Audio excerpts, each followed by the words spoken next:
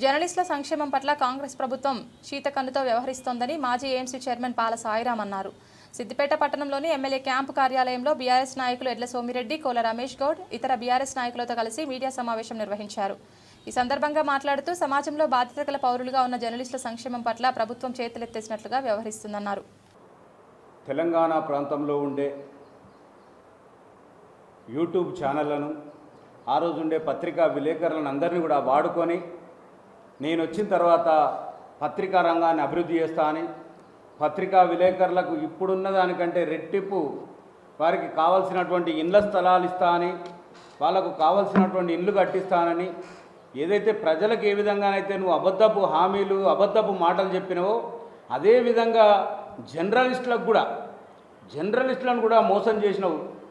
మరి నిజంగా కూడా నీకు చిత్తశుద్ధి ఉంటే నువ్వు ఏదైతే జర్నలిస్టులకు ఆ రోజు మాట ఇచ్చినవో, నువ్వు ఏదైతే జర్నలిస్టుల కోసం ఆ రోజు మాట్లాడినవో, సభలలో జర్నలిస్టుల కోసం ఏ విధంగానైతే నువ్వు చేస్తా అన్నావో ఈరోజు ఒక్క జర్నలిస్టు కన్నా చేసినావా అని చెప్పి అడుగుతా ఉన్నా. ఏ ఒక్క జర్నలిస్టు కన్నా నువ్వు ఆ రోజు ఇచ్చినటువంటి హామీని నెరవేర్చినవా? నువ్వు ఆ రోజు మాటలు మాత్రం పెద్ద పెద్ద మాటలు మాట్లాడినావు. ఈరోజు చేతల్లో ఏమీ చేయలేక నువ్వు అబద్ధాలు మాట్లాడుతూ ఉన్నావు. ఇంకా కూడా తప్పించుకునే ప్రయత్నం చేస్తూ ఉన్నావు. నిజంగా కూడా ఆర్టీసీ ఒక పక్క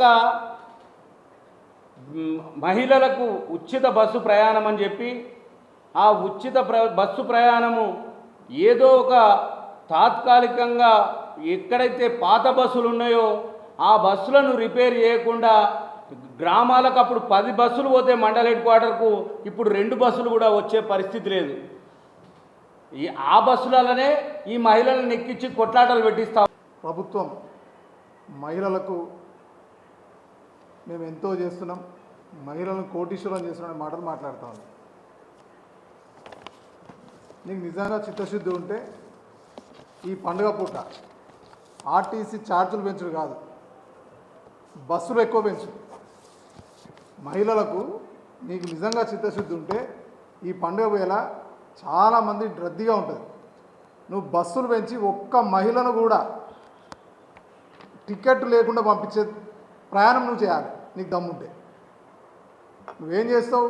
టికెట్ ఛార్జీలు పెంచుతావు, బస్సులు తక్కువ చేస్తావు, ఉన్న బస్సులనే తక్కువ చేసి వాటిని సెమీ లగ్జరీలను పెట్టి వాటి టికెట్ల దిక్కు పంపుతావు. స్పెషల్ అని పండుగ స్పెషల్ అని పెడతావు. నీకు నిజంగా చిత్తశుద్ధి ఉంటే పండుగ స్పెషల్, మహిళలకు స్పెషల్ అని బస్సులను మొత్తం నువ్వు పోయింట్స్ ఇప్పుడు ఎంత పంపుతున్నావో అంతకంటే డబుల్ రెట్టింపు పెట్టి నువ్వు ట్రాన్స్పోర్ట్ ఫ్రీ అయితే నీకు నిజంగా చిత్తశుద్ధి మహిళల పట్ల ఉన్నట్టు. కోటీశ్వరులను చేస్తా మహిళలని ఎప్పుడు ఎక్కడ ఉన్నా ఊకదంపుడు ఉపన్యాసాలు ఇస్తుంది. నువ్వు కోటీశ్వరులు చేసుడేమో కానీ నువ్వు మహాలక్ష్మి పథకం కింద ఆ 2500 ఎప్పుడు ఇస్తావో చెప్పు. 100 రోజుల్లో ఇస్తాను 2500. నువ్వు ఇలా 2 సంవత్సరాలైనా నువ్వు రూపాయి ఇస్తలేవు కదా. నీకు నిజంగా సిద్ధశుద్ధి ఉంటే మహిళలే కదా వాళ్ళ పెళ్ళిళ్ళు అవుతున్నాయి. కేసీఆర్ కళ్యాణ లక్ష్మి ఇచ్చిండు, దాన్ని తులం బంగారం నీ పెళ్లి కాడికే పంపిస్తాను. నీకు మహిళల వల్ల శుద్ధి ఉంటే నువ్వు కోటీశ్వరులు తర్వాత చేయి. ఫస్ట్ అయితే ఆ తులం బంగారమి, ఈ 2 సంవత్సరాల నుంచి పెండింగ్ పెట్టే తులం బంగారాలి. ఇంకా నీకు కేసీఆర్ కిట్టు మహిళలకు నిజంగా ఎంత మంచి కిట్ అది. ప్రభుత్వం ఆ దవాఖానాలలో నార్మల్ డెలివరీ శాతం పెరిగింది బీఆర్ఎస్ ప్రభుత్వంలో. గణాంకాలు చూసుకుంటే తెలుస్తుంది ప్రభుత్వానికి. కేసీఆర్ కిట్టు పెట్టడం వల్ల లబ్ధిదారులు చాలామంది ప్రభుత్వ ఆసుపత్రుల్లో డెలివరీలు అయ్యి నార్మల్ డెలివరీలు ఎక్కువ సంఖ్య పెరిగింది కేసీఆర్ కిట్ ఉండడం వల్ల. ఇలా పుట్టిన బిడ్డకు తల్లికి కేసీఆర్ కిట్ పనికొచ్చేది. కానీ కేసీఆర్ కిట్ ఎందుకు బంద్ చేసినావు? నీకు మహిళల పట్ల ప్రేమ ఉంటే, నీకు నిజంగా మహిళల పట్ల చిత్తశుద్ధి ఉంటే ఆ కేసీఆర్ కిట్ను నువ్వు త్వరగా ప్రారంభించు, ఆగిపోయిందని. సో ఇట్లా నువ్వు మహిళలకు ఎక్కడ చూడు నువ్వు అన్యాయమే చేస్తూ ఉన్నావు. ఇంకా బతుకమ్మ చీరలు ఏం చేసినావు నువ్వు? కేసీఆర్ ప్రభుత్వం ప్రతి సంవత్సరం బతుకమ్మ చీరలు ఇచ్చేది. నువ్వు ఇలా 2 సంవత్సరాలైనా 2 చీరలు ఇవ్వకపోతే ఇప్పటివరకు. సో ఎక్కడ కూడా నువ్వు మహిళలు పూర్తి అన్యాయం చేసినావు. ఒక 2 మహిళా మంత్రులను ఇచ్చి నేనేదో మహిళలకు ఏమో చేశాను ముచ్చట చెప్తున్నావు. ఆ 2 మహిళా మంత్రులు, ఒకరేమో ఇసుక మాఫియా, ఇంకొకరేమో ఈ మాటలు ఆ మాటలు మహిళల మీద తప్పుడు మాటలు మాట్లాడుకుంటూ ఆమె కాలం కట్టుతా ఉంది. సో కాంగ్రెస్ ప్రభుత్వమా, దయచేసి నీకు మహిళల పట్ల ప్రేమ ఉంటే కోటీశ్వర్లేమో కానీ ఇంకా మహిళలకు నువ్వు ఇచ్చే పథకాలను మంజూరు చేయాలని చెప్పేసి డిమాండ్ చేస్తాం. జర్నలిస్టుల సంక్షేమం మీద శీతకన్ను వేసింది.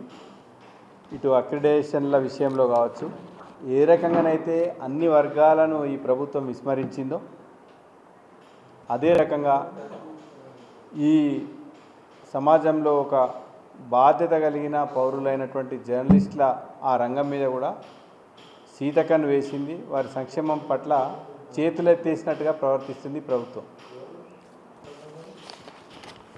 అయితే అప్పుడు ప్రభుత్వం ఉన్నప్పుడు భారత రాష్ట్ర సమితి పార్టీ కేసీఆర్ నేతృత్వంలోని ప్రభుత్వం 100 కోట్లతో ప్రత్యేకంగా జర్నలిస్టులకు ఒక సంక్షేమ నిధిని ఏర్పాటు చేసిన విషయం అందరికీ తెలిసింది.